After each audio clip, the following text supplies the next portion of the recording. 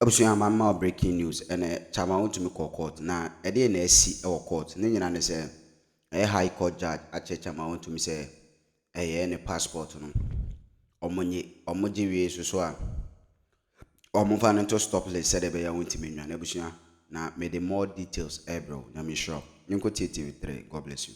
Stop list passport where the cities with 3 sureties. 2 out of the 3 sureties persons with landed property. He is to deposit his passport with the registrar of the court, and he is to be placed on a stop list at all entry points. The 3 sureties are to deposit copies of their Ghana card with the registrar of the court. Wontumi as well is to report to the investigators every first and third Monday of the month.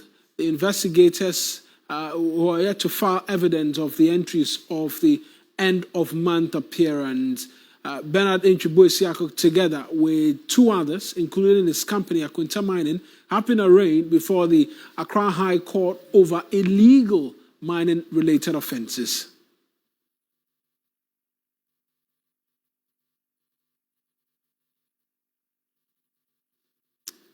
Now we'll connect with my colleague Lord Edwasare, who's in court for us shortly, but I want to run you through those 6 counts and the persons involved in this all-important case, one that has piqued a lot of interest. It was a subject matter of conversation when the CSOs met the president last week about prosecuting politically exposed persons in the country's fight against illegal mining. Here is what we know based on the sheets, the charge sheets, as we've seen placed before the High Court today. And amongst many other things, the Republic versus Bernard Nchibuesiako and 2 others. Who are the individuals involved? Bernard Nchibuesiako himself, known affectionately as Chairman Wontumi. Then there is one Kwame Anti, who we understand is at large. He's a second accused person in this case. And then there is Akroma Mining Company Limited, the company owned by Wontumi,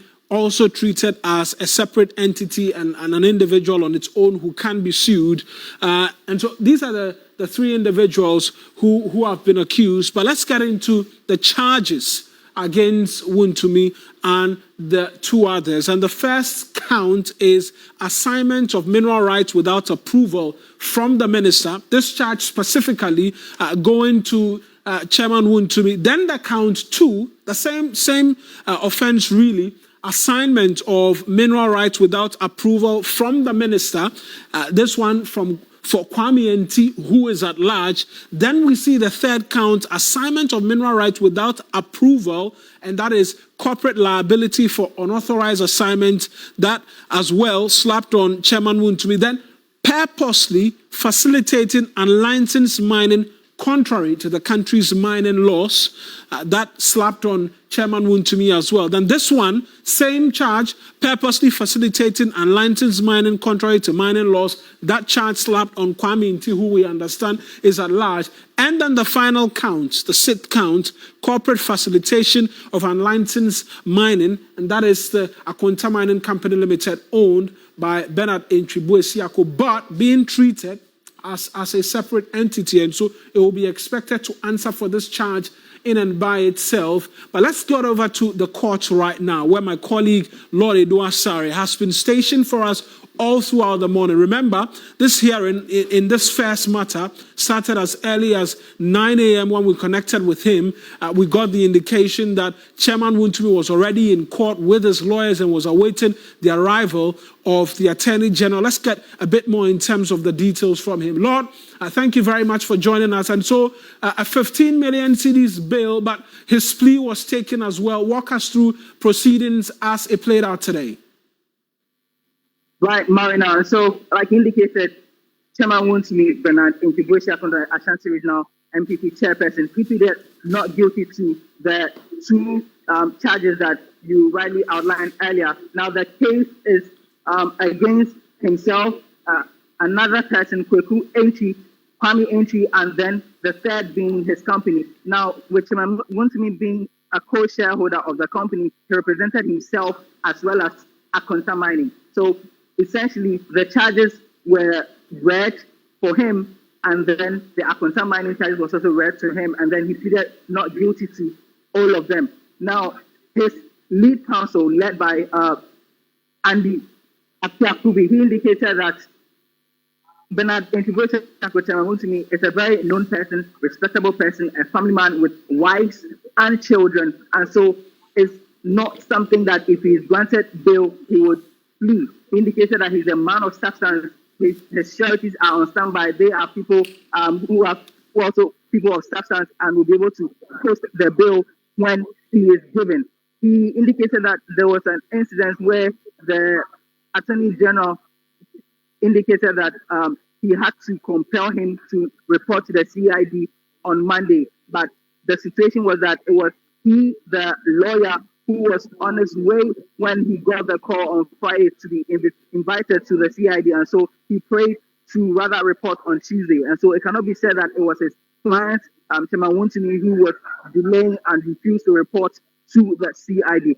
Now, the prosecution led by the Deputy Attorney General, Dr. Justice Remsai, he did not oppose to that bail application by lawyers for Chairman Wontumi. However, he indicated that due to the nature of the case, has to do with Galamsey, that issue as of now is the biggest threat to the country's democracy, security, and so it shouldn't be taken lightly. He indicated that the terms of the bill should be such that Chairman Wontumi will not, as it were, abscond or leave the jurisdiction. He prayed for very tough bail conditions. For example, he indicated that once convicted or if convicted, Chairman Wontumi stands there's a propensity for him to go away for at least 15 years if he's convicted of the charges leveled against him. He indicated that by virtue of the fact that he's a man of substance, if the money is not something which is weighty enough, he could get around it and then leave the jurisdiction. And so he was essentially playing for tight terms of the bill. Right.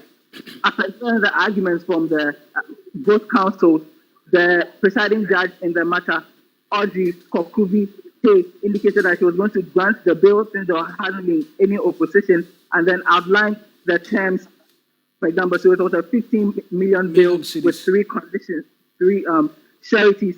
Two of those sureties are supposed to present landed properties, and then Wontumi himself is supposed to submit his passport, and then his name has been posted on the stop list on all the entry points in the country, so he does not leave the jurisdiction. Additionally, he's supposed to report to the investigator twice a month, which is every first Monday and then Wednesday of the month. Now, for the investigators, they are supposed to, as it were, file documents or evidence of entry to indicate that Chairman Wontumi indeed has reported to the investigators so that things to go on smoothly from then onward. So as we speak right now, his lawyers and then the people who are posting the bill or the sureties are still upstairs trying to work out the documentation. And so they haven't descended yet. This place is very crowded, full, and so we are waiting for that. The Attorney General, I spoke to him earlier. He indicated that, Minor, you recall that in the morning we were talking about the fact that there are two cases against Chairman Wontumi. There's a second case which will be heard later in the day. The Deputy Attorney General confirmed, but when I prodded further for him to give me details of that case, he decided not to speak on it. So we'll be here to monitor, especially what the second case is on, and then we'll revert to this. Right. It's important to mention that there's another case, but we don't know details of that other case just as yet. But as we speak now, Chairman Wontumi and his lawyers are upstairs trying to settle this 15 million cedis bail conditions and all of that. But now talk to us about the security presence at the law court complex and what the area is looking like, considering who is in court today and all of the interest in this matter. Well, today was certainly the first working day, if I should say, as far as the courts are concerned, because the legal break is over, and so it got resumed today. Now, CID operatives were full here. They were posted at all the entry points, 4 of the entry points here at the Accra High Court.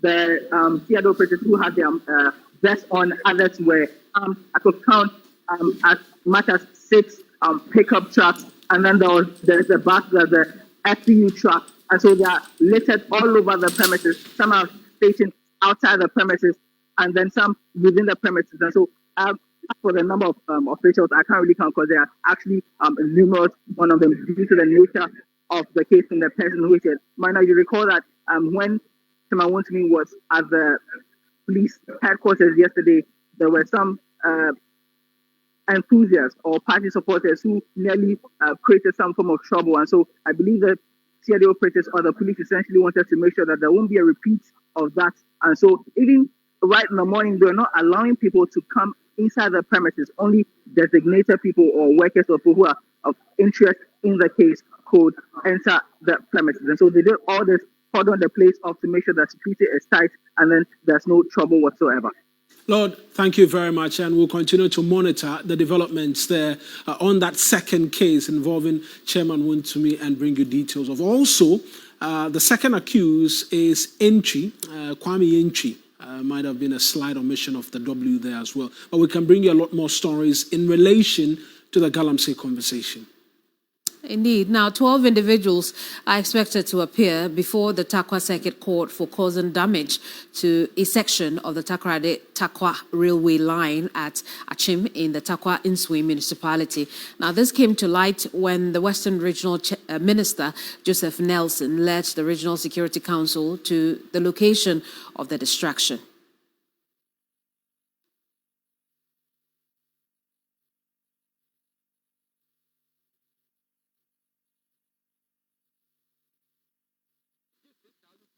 A railway line critical for Ghana's manganese exports is facing severe threats from illegal miners. The narrow gauge line owned by the Ghana Manganese Company Limited for hauling products to the Takoradi port has been significantly damaged and encroached upon by illegal activities. In response to a viral video documenting the extensive damage near Achim, a high-level team made up of the Western Regional Minister, Joseph Nelson, MP for Takwa Nswayim, Issa Salifu Taylor, and the National Security Liaison Officer conducted an on-site inspection on Monday to evaluate the situation. Illegal miners had dug out the entire foundation beneath the railway bridge, stripping away all the soil and leaving the metal rails precariously suspended in mid-air. I think that for the police, you have to really make your monitoring devices even more sensitive. This didn't happen overnight. It didn't happen within 2 weeks. Certainly, it didn't happen